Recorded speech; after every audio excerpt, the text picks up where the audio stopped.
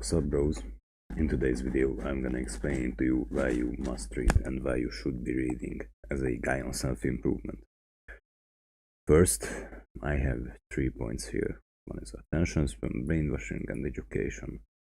These are all important, but I think I will go through it in a importance order. So first we have attention span. Why this is important? Because if you want to complete anything in life, if you want to make money, if you want to master any kind of skill, then you must have the attention span of a warrior. Basically, it's kind of a goofy way to say it, but it is what it is. You must have the focus and the attention span. The problem we have today is that we have so much shorts, and we have so much short form content and hyper edited shit that books are really hard to read, right? We have become technically analphabetic, or the person who can't read. I don't know the specific name for it, but we can't really read, and we have become unable to read. Obviously we can read the words, we can understand what those words mean individually. But what I mean by that is our minds are wandering. We have a lot of mind wandering going on in the modern days, and especially as we go down through the ages. Younger people are more likely to have a wandering mind, and the wandering mind is an unhappy mind. We are not present, we can't concentrate on things. That means we can't do work, and we can't have presence, which are both really important.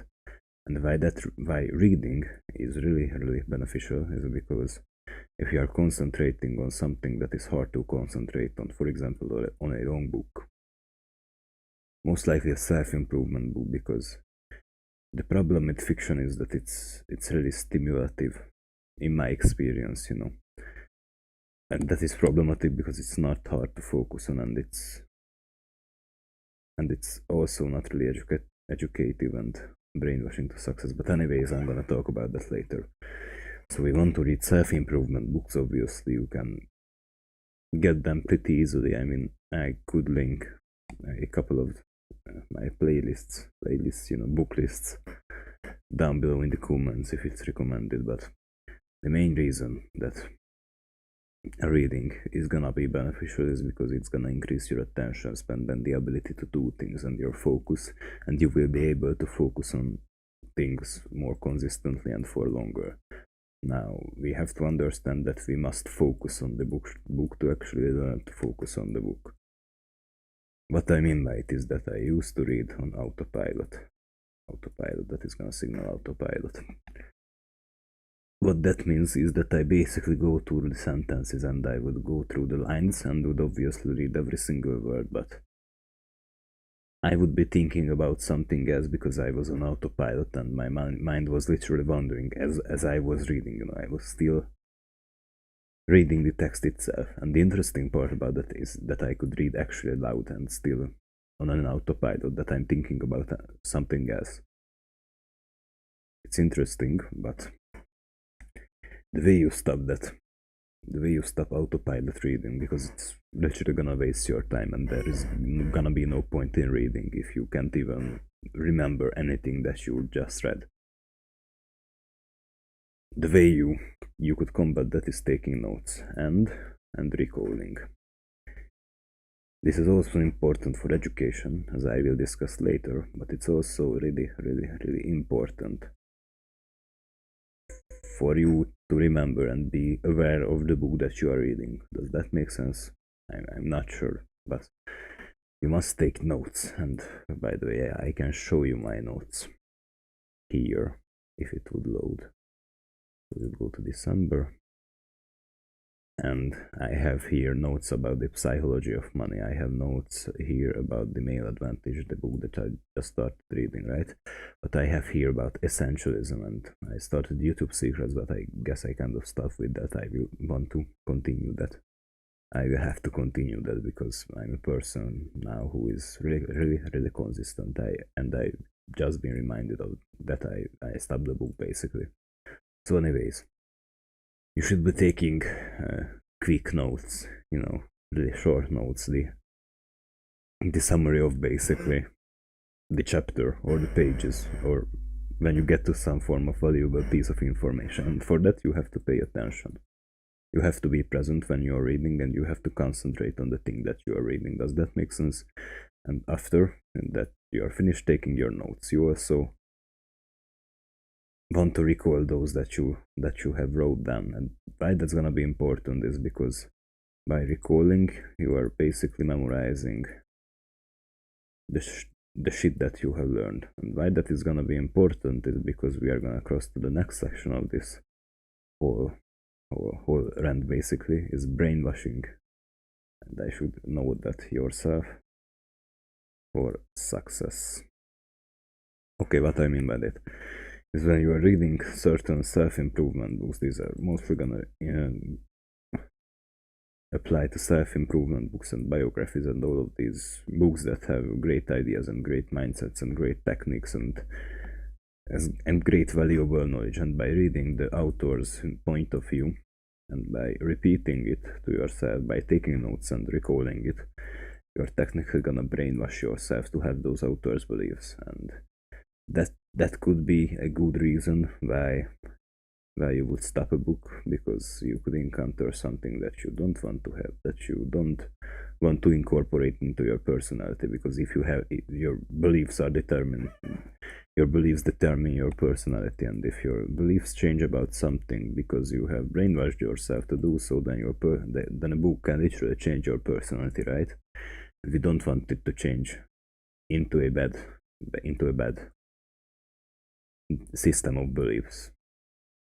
We want to have good system of beliefs, even though it's challenging. For example, I've read this great book that I have here. I haven't even planned to show you this, but I have this book here. I would really recommend it, The Part-Time's Great Strongman by Stefan Arnio.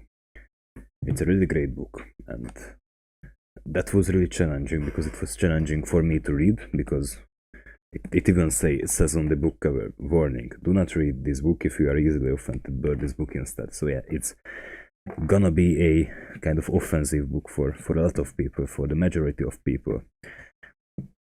And that's exactly why I read it, and that's exactly why I haven't, I stopped reading it for a while, because it was offensive, and I was literally in emotional pain, I was offended.